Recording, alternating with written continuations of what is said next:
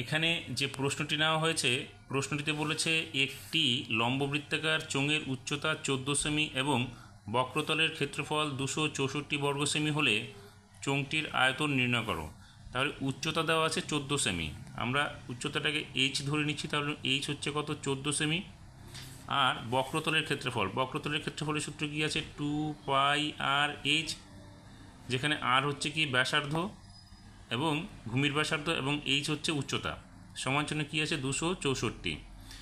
বা আমরা এখান থেকে কী পাবো, 2 গুণ পায়ের মান হচ্ছে 22/7 ইন্টু আর এর মানটা আমরা বের করব, ইন্টু উচ্চতা কত আছে 14 ইকুয়াস টু কি 264। এখানে 7 দিয়ে 14কে কাটলে কত হবে 2, তার মানে 2, এখানে 22 এবং এখানে 2 গুণ করলে কত হবে, 22 দুগুণে 44, দুগুণে 88, তার মানে আর ইকুয়াস টু কী হবে 264/88। 88 দিয়ে 264কে কাটলে কত হবে, দেখো 3 8 24, অর্থাৎ 3 হবে, 3 8 24, 25 26, 264 হয়ে যাবে। তার মানে এখানে আমরা আর এর মানটা কত পেলাম, আর এর মান পেলাম 3।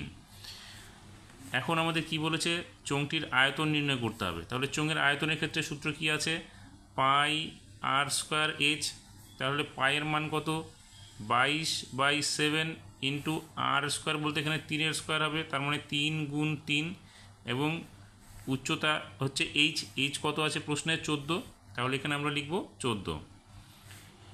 তাহলে 7 দিয়ে এটাকে কাটলে কত হবে 2, এবার 22, 3 3 এবং 2 যদি আমরা গুণ করি তাহলে কত পাচ্ছি, দেখো 396। আর এককটা কি হবে, যেহেতু আয়তন, তাহলে এখানে হয়ে যাবে আমাদের কি ঘন সেমি।